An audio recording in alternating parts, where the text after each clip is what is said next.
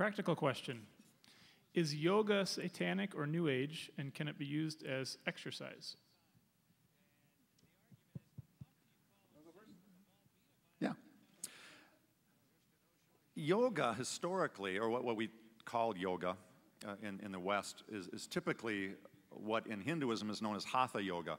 It's actually one of 5 different yogas or major paths by which Hindus pursue salvation.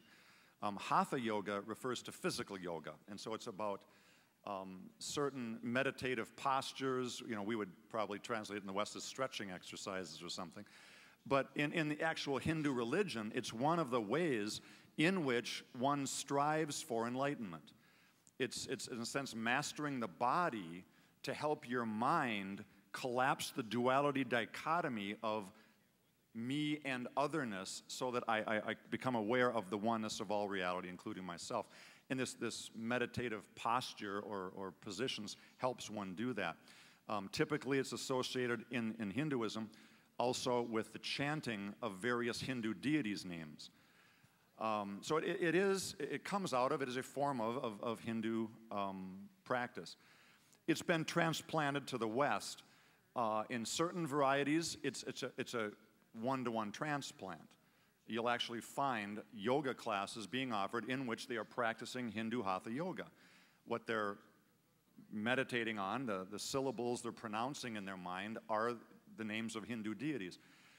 In other spheres, it's been, for example, Christianized, where what they're saying isn't the names of Hindu deities to collapse their consciousness, but it's maybe substituting it for prayer to God or praising God or meditating to God in a Christian fashion, and then just doing the physical exercises associated with that. So definitely the roots are in Hinduism. You take it from there. I think it's very, very important to not paint with broad strokes and not throw the baby out with the bathwater, and to look at individual cases in this sense. There's a world of difference between what a person does, and on the one hand, and how they interpret it on another. For example, the practice of sitting and observing your thoughts. That can be really a helpful thing.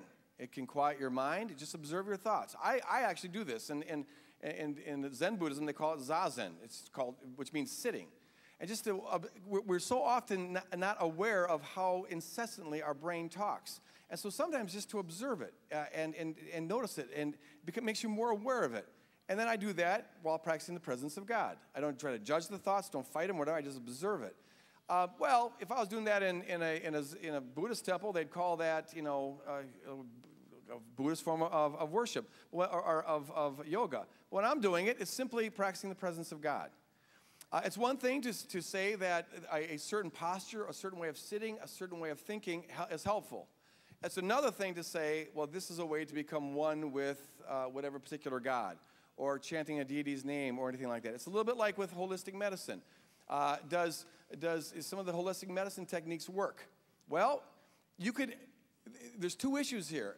You could say we should answer that by looking at the medical results. Does visualizing yourself overcoming cancer, or going through acupuncture, or having hands laid on you, is there evidence that that works? That's one question.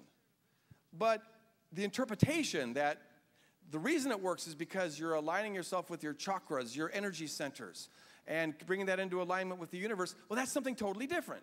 You could embrace the practice if you felt it was actually helpful, but reject the interpretation. I think yoga is the same way. Now, in the West, we especially in Christian circles, we tend to assume that yoga means the Eastern meaning. But it's possible for a person to do what is often identified as yoga, but give it a totally different kind of meaning. Just to end that question, I think an important sort of criterion to judge whether one is staying in the Judeo-Christian realm of meditation or moving into the Eastern realm of meditation is to realize that those 2 forms of meditation are almost diametrically opposed.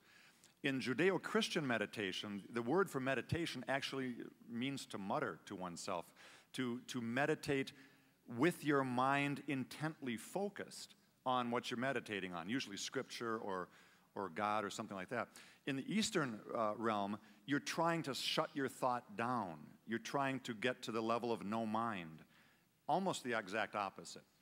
So that's one way to kind of stay clear of whether you're moving in the realm of Christian thought or Eastern pantheistic thought.